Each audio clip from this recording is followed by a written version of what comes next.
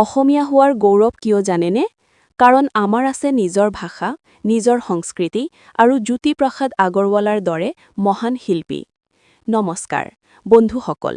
আজিৰ এই ভিডিঅ'টোত আমি কথা পাতিম শিল্পী দিৱস আৰু ৰূপকোঁৱৰ জ্যোতিপ্ৰসাদ আগৰৱালা দেৱৰ মহান অৱদানৰ বিষয়ে।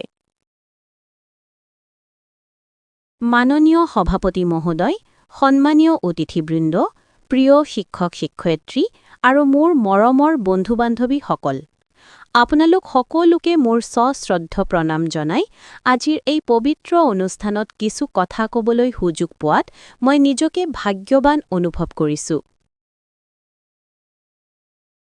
আজিৰ দিনটো অসমবাসীৰ বাবে এটা অতি গুৰুত্বপূৰ্ণ দিন, কিয়নো আজিৰ দিনটোত আমি পালন কৰোঁ শিল্পী দিৱস। অসমীয়া সাহিত্য, সংস্কৃতি আৰু শিল্প জগতৰ অমৰ সাধক ৰূপকোঁৱৰ জ্যোতিপ্ৰসাদ আগৰৱালা দেৱৰ স্মৃতিত। ৰূপকোঁৱৰ জ্যোতিপ্ৰসাদ আগৰৱালা দেৱৰ জন্ম হৈছিল ১৭ জুন ১৯০৩ চনত আৰু তেওঁৰ দেহাৱসান হৈছিল ১৭ জানুৱাৰী ১৯৫১ চনত। তেওঁৰ মৃত্যু দিৱস উপলক্ষে অসমত প্ৰতি বছৰে ১৭ জানুৱাৰী শিল্পী দিৱস হিচাপে পালন কৰা হয়। জ্যোতিপ্ৰসাদ আগৰৱালাদেৱ কেৱল এজন শিল্পী নাছিল, তেওঁ আছিল এজন বহুমুখী প্ৰতিভাৰ অধিকাৰী। কবিতা, নাটক, সংগীত, চিত্ৰকলা আৰু চলচ্চিত্ৰ প্ৰত্যেক ক্ষেত্ৰতে তেওঁ নিজৰ অনন্য প্ৰতিভাৰ পৰিচয় দি গৈছে।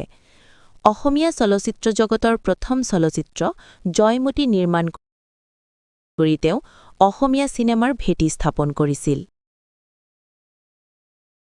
তেওঁ আছিল এজন সঁচা দেশপ্ৰেমী। ভাৰতৰ স্বাধীনতা আন্দোলনত সক্ৰিয়ভাৱে অংশ লৈ তেওঁ নিজৰ জীৱন দেশমাতৃ সেৱাত উৎসৰ্গা কৰিছিল।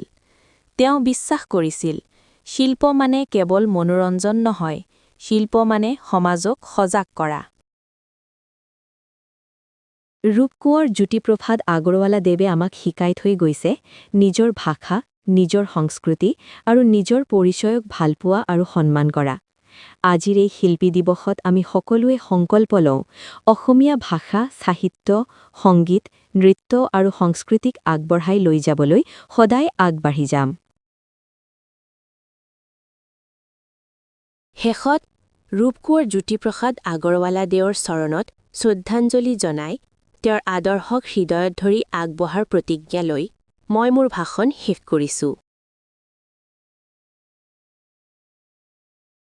শিল্পী, তুমি গ'লেও তোমাৰ সুৰ থাকিব, তোমাৰ কলম থাকিব, তোমাৰ চিন্তা থাকিব। অসম থাকিব যেতিয়ালৈ, শিল্পী থাকিব তেতিয়ালৈ।